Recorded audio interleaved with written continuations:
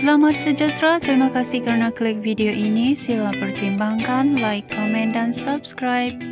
Channel ini memaparkan berita viral, terkini dan terpanas artis dalam dan luar negara.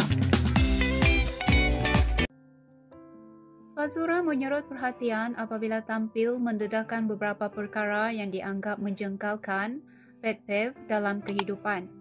Fazura 43 berkongsi 5 pet peeve yang dirasakan kurang disenangi sekiranya dilakukan oleh orang lain.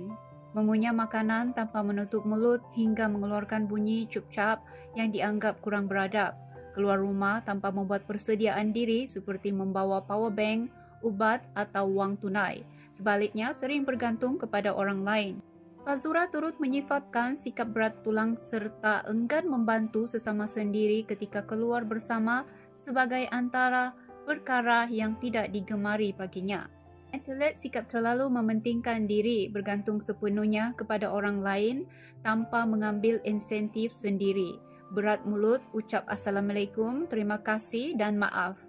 Perkongsian itu mendapat perhatian apabila para peminatnya juga berkongsi beberapa hal-hal kecil yang boleh mengganggu hari mereka.